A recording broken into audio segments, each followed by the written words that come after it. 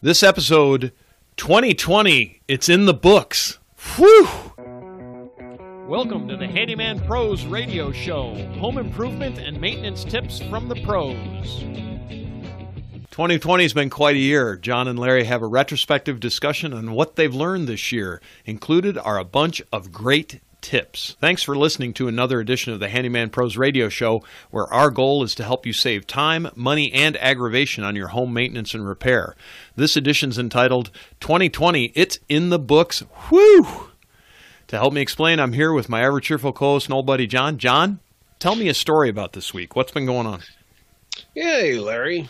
I'm here. I'm all buttoned up, baby, and ready to go. Yeah, what's been going on this week? Well, I finished up some things for one of my customers. It was a lot of, I don't know if you've experienced this, but a lot of hanging pictures and mirrors and stuff. Probably going to talk about that at some point. Nothing out of the ordinary. And let's see what else has been going on.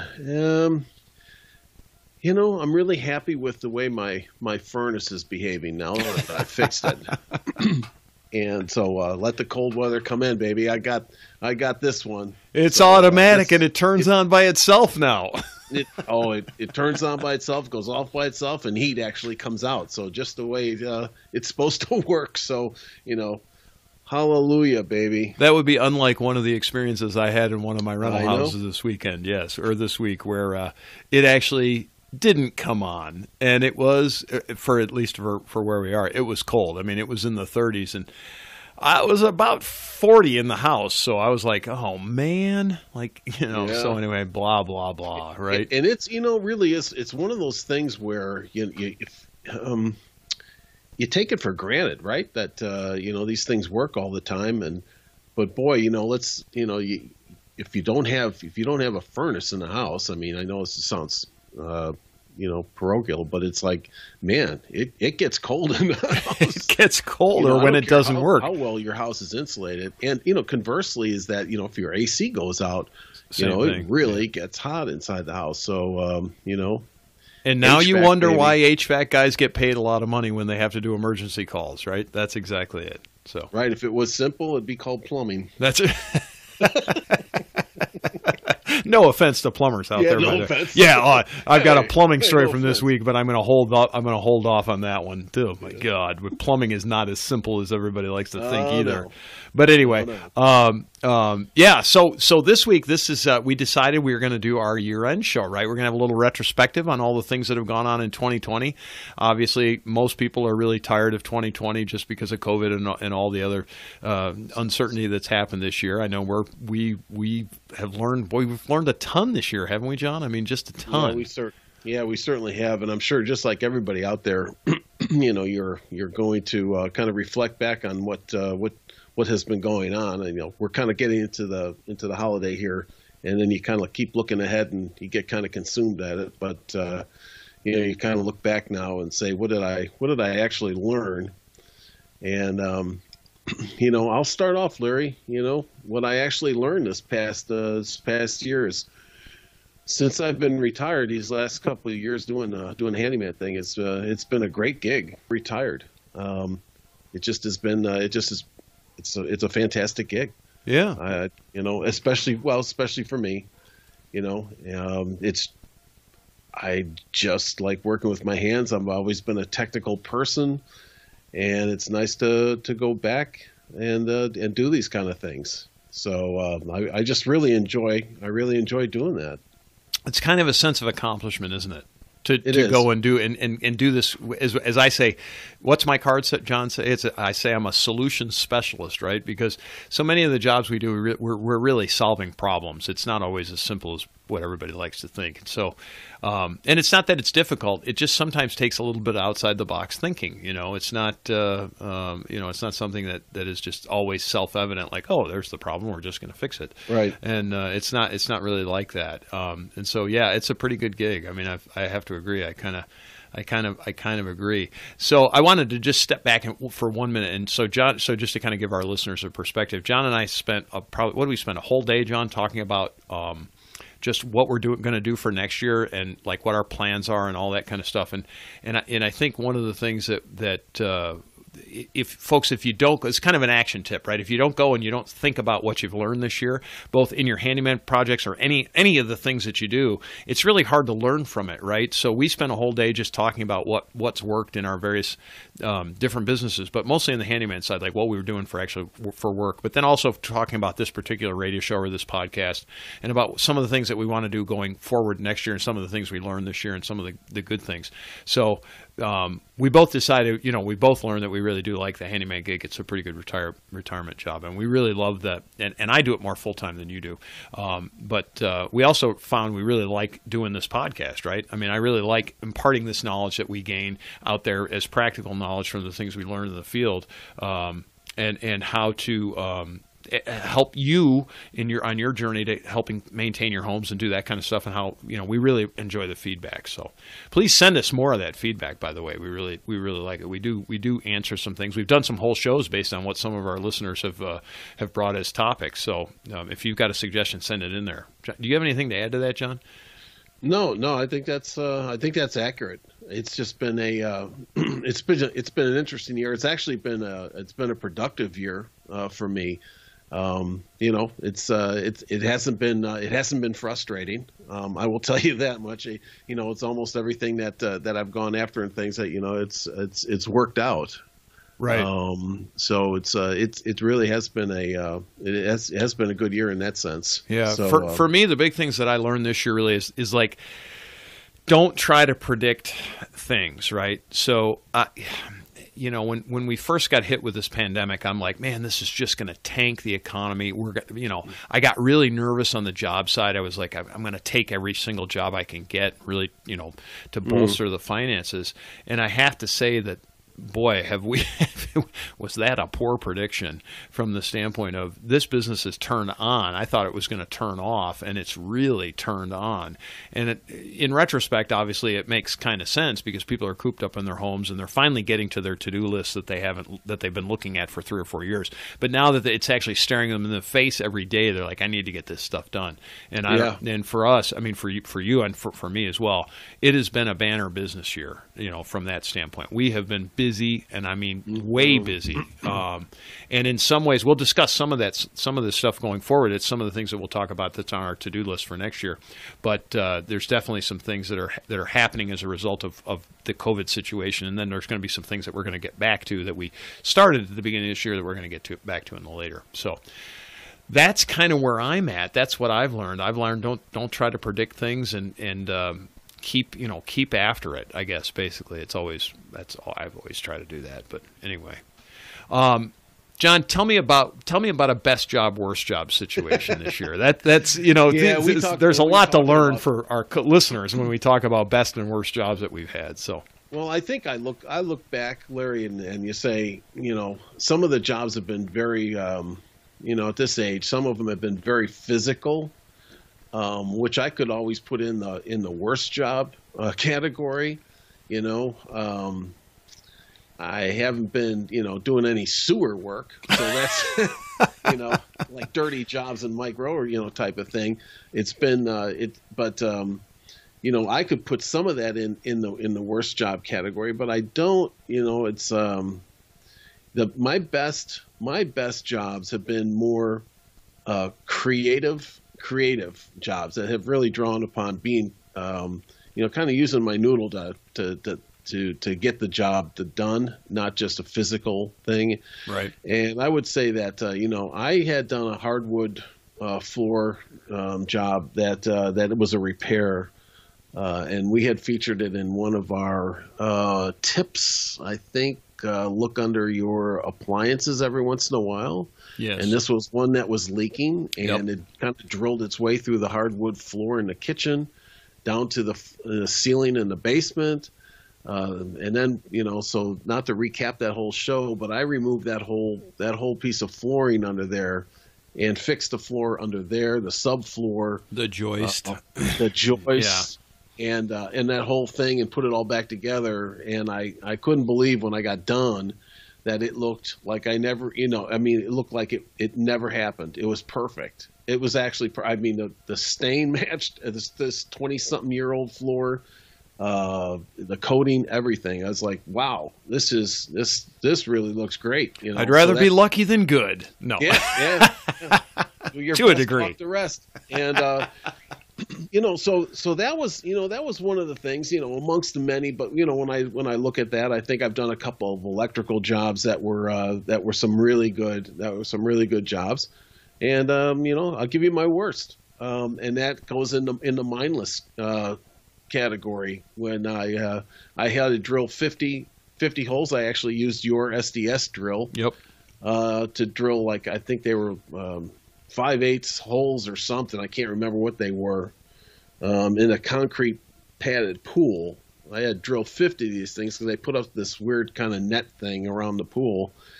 And boy, I tell you, I spent I think, I don't know, a half a day, maybe more, kind of all bent over on that big drill, just drilling holes in that concrete, you know. And not much challenge there. Yeah, it's kind of like I've kind of put it in the same category as it was like painting. Yeah, you know, you're just doing it. Yeah. You're just doing it. Like, this is not. Yeah, you know. And those holes, if I remember right, she had actually had those holes all laid out. So you didn't even have the layout. All you literally did was walk in and start punching holes, right? If I remember she was laying out all the holes and the locations as I was doing it. Yeah, so you didn't even have that. Like, you know, I didn't even have to use. You know, it was just me. You know, I was just. It was just awful, you know. Just drilling. You know, holes. I mean, listen, it wasn't, you know, but it was, you know, if I was going to put it in one of my worst categories, it was, not that much, not that exciting. But right. You know, hey, how about you? Well, you know, this year it's kind of interesting. So I think probably my best job this year was I helped a company establish a new facility, and it happened to be a big warehouse, and it sounds kind of funny. It's actually was really a big to-do list of a bunch of different jobs, but I had to draw on a lot of different skills for that particular job, and it lasted quite a long time. But it all started off with that we were refinishing some doors, and that's where it started. And it ended up being, I put up safety railings, I put in benches for workbenches, and subsequently outfitted the workbenches. I was just over there tweaking all the exterior. This has been kind of an ongoing project. I was over there tweaking some exterior doors, and this project is actually still going on. I'm going to quote it in for 2021 too. But he's talking about redoing a bathroom or two in there now, so we're going to get an opportunity to do the bathrooms. Mm-hmm. He had some really cool furniture put together that was all custom stuff. We put that together. We did new doorknobs on every single door in the place. What else did we do? Just a whole bunch of things. And it was really first off, they're great people to work for, which is always a wonderful thing. But the second thing was it was a great variety of jobs, and yet there was enough scale that I had to do a lot of it. I mean, like, for example, I think there were 22 or 23 doors. And so we had to refinish all those doors, and then we actually installed some new doors with glass in them. It was just a really interesting job. It was just It was really good. It worked out well. It was kind of a combination inside-outside job. So part of the work was outside, part of the work was inside. It just ended up being a great job. I used, again, to your point, it was very little mindless work. It was a lot of problem solving, because the building itself was. When was it built? It was built in the early 70s, so I guess it's about 50 years old. And you had a few, old building problems. Stuff was a little bit out of square. We did have to work with concrete. I actually used the SDS drill to drill some concrete too.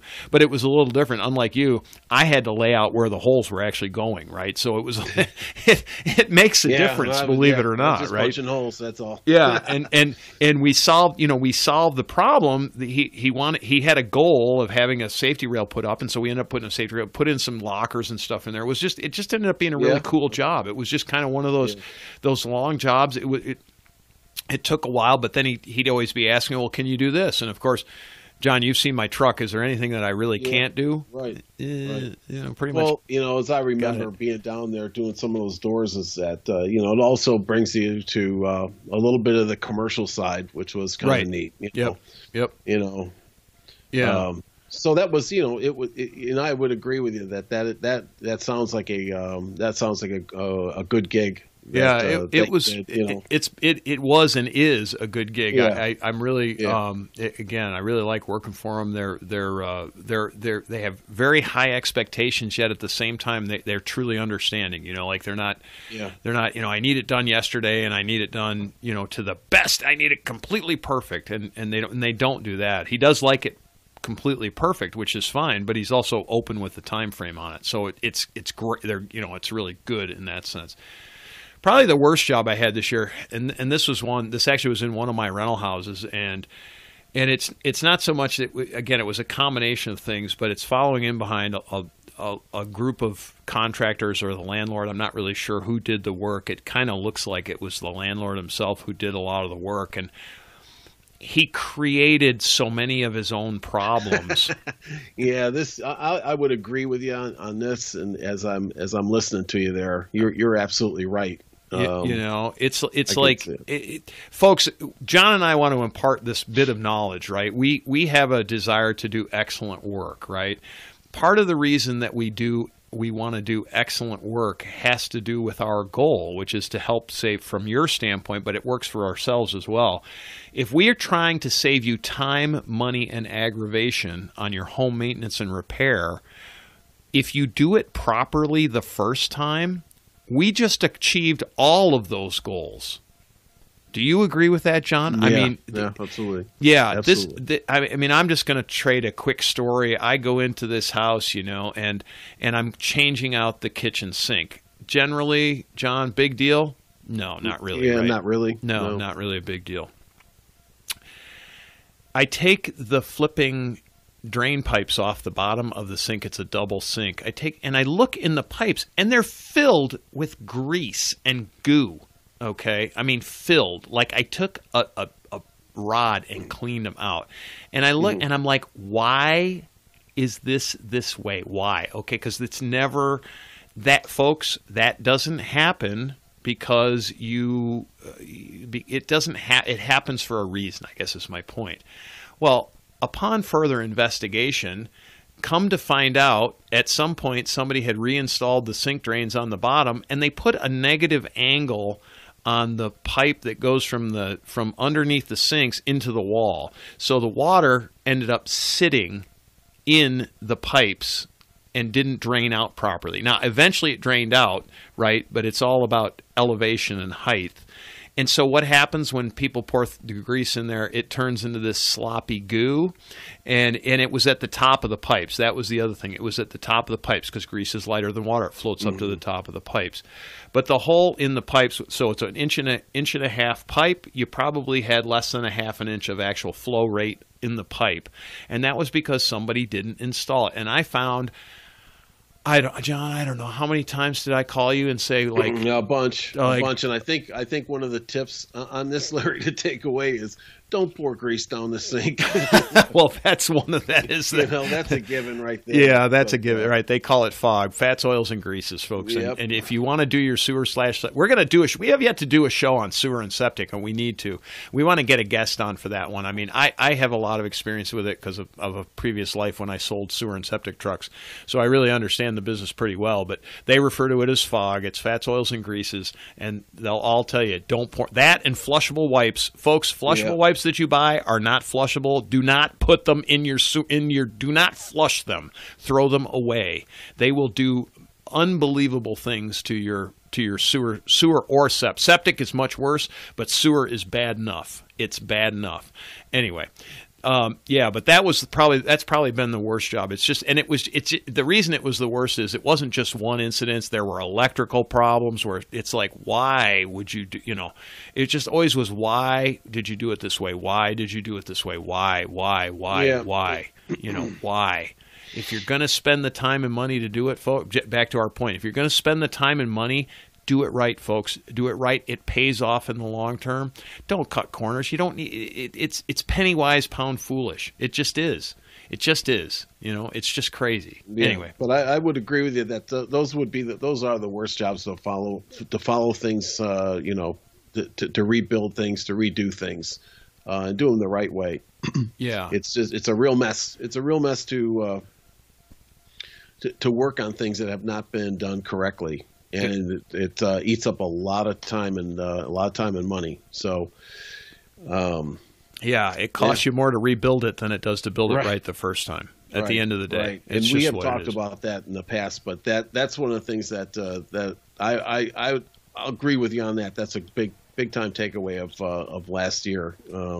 Since I did a couple of jobs, I had to follow stuff like that in this year. It's kind of a mess. Yeah. So what challenges did we have this year, John? We had some challenges. Well, I've overcome a few things that I had last year, but this year I will tell you, and folks, if you're out there and you're putting these Nest thermostats in, and you get those things working, can you join our Facebook page if you're not, and let me know what the secret is, because I will tell you that when I'm putting those things in, they're a pain to hook up, not physically hook up, but just from the programming technological side, standpoint of hooking them up to, your iOS or Android devices. It's just, I've just had a long, drawn-out battle with these things, and people just buy them, and there's a lot of these things require special wiring. Yes. And Larry, I know that you know that. I do. Yes. And a lot of our residences don't have that wiring installed. Now, they probably do now if you have a new home.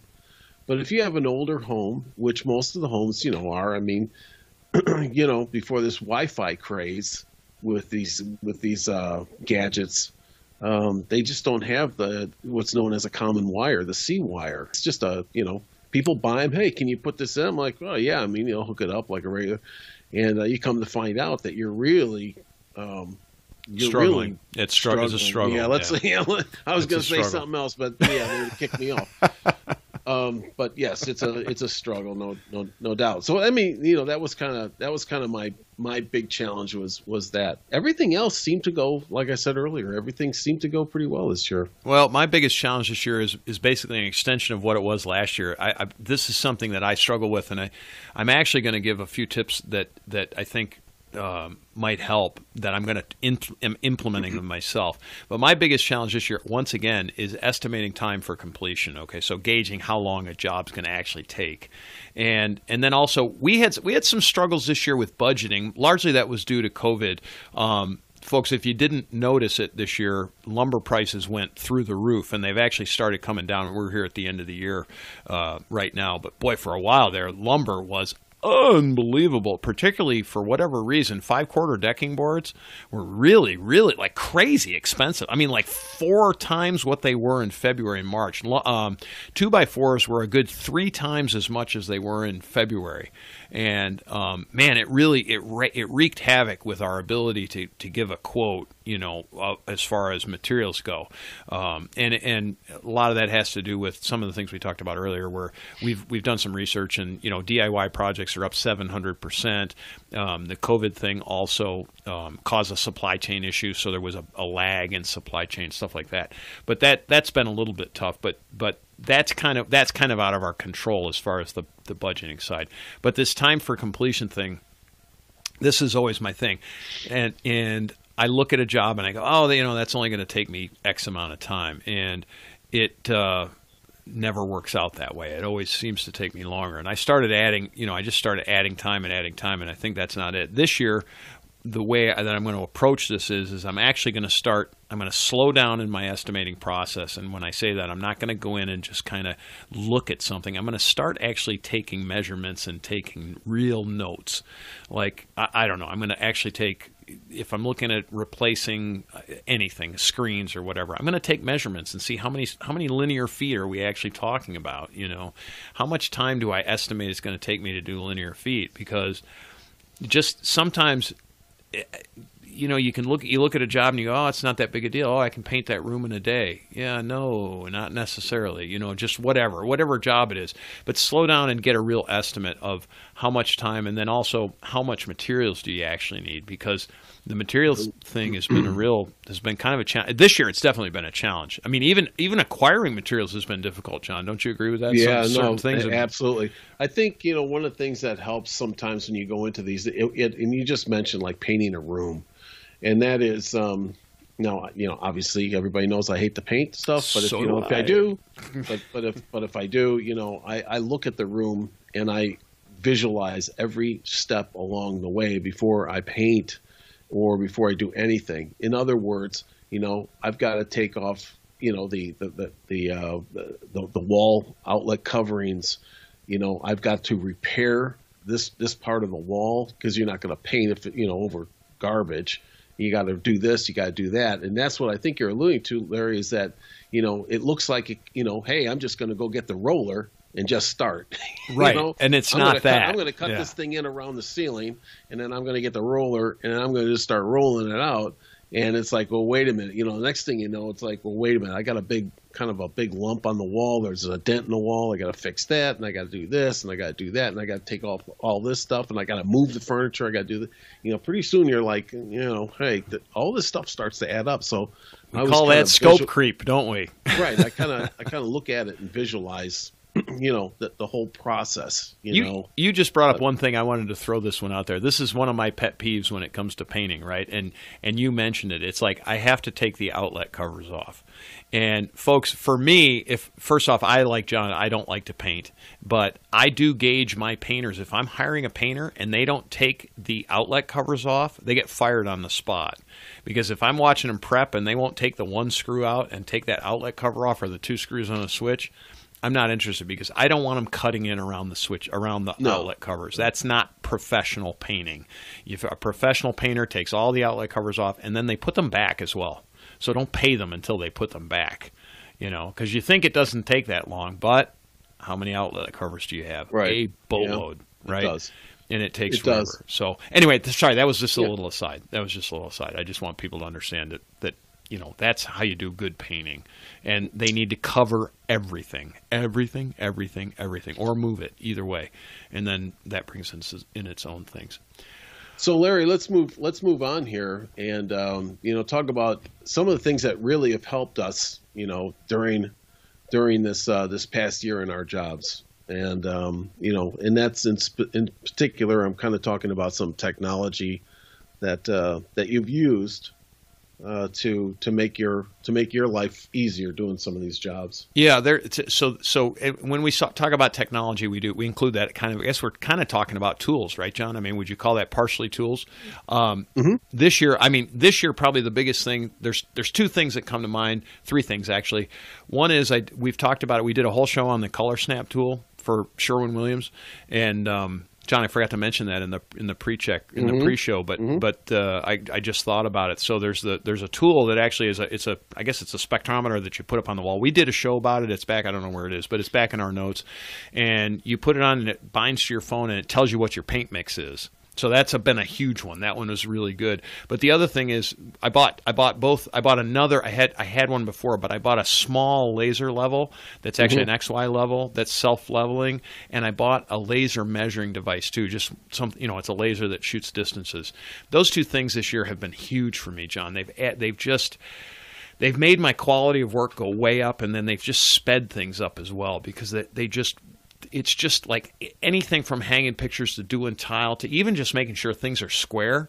Boy, what a difference! I mean, and I think I bought a little thing off Amazon with my laser level, and I think it was $35. It wasn't like a ton of money, but it's nice. It's about a little bigger than a tape measure, just a little bigger than a tape measure. You can do so much with it. I mean, it just gets things lined up. It just makes life easier, and it's square. It is, and it's shooting. It's on a self-leveler, so you know it's level. You don't have to screw with it. You can actually see how far your walls are off. I think one of the interesting things I found this year with it, John, is if you set it if you set it up like on a windowsill and you let it shoot across the room, you can show people how much your room actually moves when you walk across the floor. Yeah, because that laser will dance. when you do that. Right. And Right. and we've talked about that on this show multiple times about how houses move, and people don't realize that even just walking across the floor makes the whole room move. It really does. It makes the whole room move. But those have been the two big things for me, John. Anything? Have you done what you got this year? No, I'm going to agree with you on the laser level and the measuring device. I'll tell you that the laser level has saved me a ton of time. It's easy to use.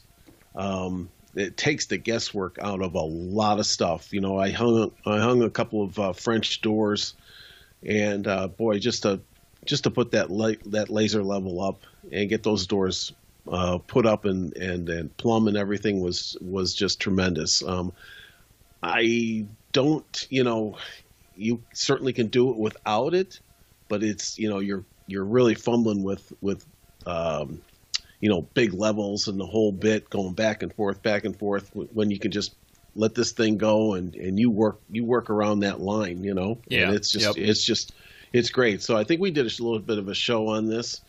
So, I'll just plug these things again, is that if you're out there and you're going to do any kind of tiling work or doors or anything that needs to be, level and plumb and that kind of thing, these things are great. They're fantastic. Yeah. So, and they're very little money. I mean, comparatively, very little money. Comparatively. So that those are the biggies for us, John. This year, what if we had to categorize your jobs that you did? What would you categorize the job you did the most this year? I'm going to agree with you when we talked about this before. And we had talked last year about a lot of, I think when we kind of introed a lot of things on the shows, it was like, hey man, what have you been doing? It's wood rot. Yep. No, not this year. Not this year. It has not been that, very, very little of it. It has been more of, the punch list for people who are moving. And that's both we see people, some of our customers have moved from one side of town to the other side of town or whatever. And you're doing stuff for the punch list before the move and then after the move. Yep. And I've done a lot of that now. And it's been incredible. And there's our mascot in the background. And that's Lexi, the Wonder Dog. She's keeping me alive or keeping me aware that there's people at the door, but that's okay. But I mean, I think that from a punch list, the punch list for the people moving, I think that's the biggest one, and it's really kept me busy. That's everything. It's kind of funny because I know you'll agree with me, Larry, is that you follow in the inspector, right? They'll hire an inspector. Hey, we got to get all this done before you sell the home. The real estate agent will reach out to you or whatever. Pretty soon you're involved in this thing, and you're fixing all kinds of things. And then they say, "Hey, man, you did a great job. I'm moving, 5 miles away because I'm downsizing."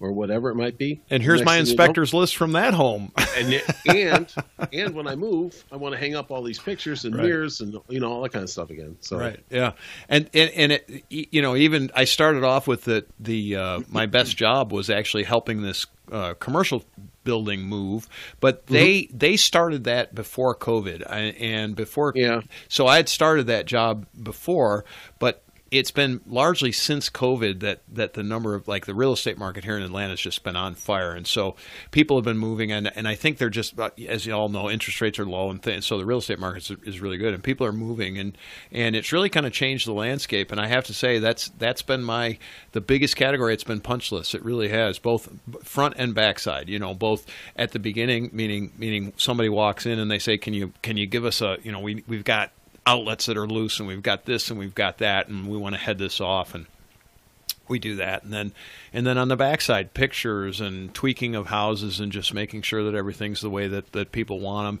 I did some really cool, I did a great TV mount for a guy that actually folded up into his deck on the outside. It was really cool. But that all came out because they moved, and we hung a big TV inside on that house. And then we also did, I hung about 1 million pictures in that house. I installed parts for the laundry room and just all that kind of stuff that goes with moving. So that's been this year and did some wood rot this year, but not anywhere near like last year. That was seemed like it was all we were doing. The thing, that with all these things being said so far, I hope everybody out there that's listening, please join the Facebook page and let us know what you guys have been doing too. So. Yeah, we'd love to hear from y'all just in general, because it gives us ideas about what you want to hear and what you need help with. And we love to help people. I mean, I know I do. It might take us a little while, but we will answer your emails and stuff, and we will respond on the Facebook group. Again, it might take us a little bit, but we try to be very reactive. We want you to be successful, again, to get our goals, to help you save time, money, and aggravation. Because some of the stuff, we've been doing this, we do so much of this, and we've been doing it so long. And we actually were, in the pre-show, we were talking about, we're going to do a show based on a checklist for some things that you might not do very often, but if you want to tackle them, you kind of need a base checklist of items. Because I did a job, and John actually reminded me of something that I didn't do, and I spent a lot of time doing a particular portion of a job that I had the tool to be able to do it in about 2 minutes, and I was kicking myself. So, hey, even we make the same mistakes. Yeah, we don't know everything, and we don't. We certainly would love to have that feedback from you folks. What you've been doing and the interesting projects that you've been doing and things like that. Kind of share that out with us would be fantastic, and the kind of glitches that you might have run into, how you overcame it. That whole thing. I'd love to hear those stories. Yeah, and it helps us help. It really helps us help you. Our journey is linked to your journey, and we hope that we're helping you, get things done in a better way and stuff like that. And consequently, if you've got a better way, like I say, we don't. John's right. We don't know everything. We learn every single day. We do have a lot of experience. I mean, I've been playing around with all this stuff for ever, and you have too, mm-hmm. John. And but there's even things, even amongst John and I, like when we go out and do jobs together, I will give you an example. John is a better electrical guy than I am. I'm good, but he's got some tools that I don't have, and B, he's just got you have a better electrical sense. And I would say I'm probably a little better at some of the other things, than mm-hmm. you are. Just I think I'm a little better carpenter than you are, just because I don't know why, but I just tend to do more of it, I guess. And so I will agree that you're better at toilets. So I'll call you in the next time. I've gotten really good at toilets, man. I gotta tell you, got you in that category, baby. So I can do a toilet in like no time at this point. Yep. And yeah, no kidding, right? I mean, we did a show on that, folks. So I can trust me. I took all the things I've learned and we put it out there on a show. It's back there in the archives this year. But yeah, I mean, it's just again, a lot of it's experience, and if we can help y'all, we really want to. That's really what our goal is, because, gosh, we enjoy what we do. Obviously, if you can't tell, we enjoy what we do, and believe it or not, John's actually a funny guy, and I'm not just talking about looking either. So anyway, all right, John. You know what? I had Ailey out the other day, and she was looking around. The next thing I know, she's climbed up on the hood of my truck, and she's trying to take my damn truck apart. I was about to smack her upside the head. You know what I mean?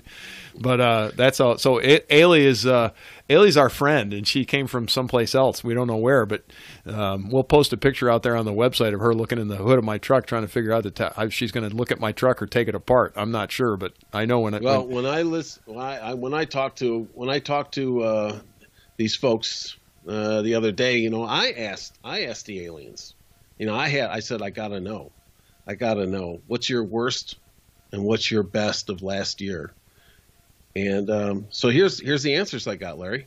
Are you ready? I'm ready. I'm waiting. Yes. Bated breath. The worst that they told me was looking at ugly humans. And I said, really? I said, well, what's the best? And they said, well, we discovered Scotch. And I said, well, you know what? If you drink enough Scotch, the ugly humans go away. Did they agree? They're going to try it. They're going to try. That's all we can ask. Well, folks, again, if you have any questions, comments, or concerns, please send us an email, questions@handymanprosradioshow.com, or go to our website. You can leave us a message. That's at handymanprosradioshow.com. Again, just at the website. You can join our Facebook group. That is at Handyman Pros on Facebook. And we do actually do things on Twitter as well, and that is at Handyman Radio. Ladies and gentlemen, if you've enjoyed this podcast and have derived some value from it, here's 4 things you can do. 1, tell your friends about this podcast. 2, hit subscribe on your podcast player. While you're there, leave us a review. 3, subscribe to our newsletter by going to handymanprosradioshow.com and click on the subscribe button. We'll inform you of upcoming events, shows, and give you actionable tips for maintaining your home and property. And 4, send us an email with your questions to questions@handymanprosradioshow.com. That's handymanprosradioshow.com. That's our show for this week. Thanks for listening. We'll see you next week on the Handyman Pros Radio Show.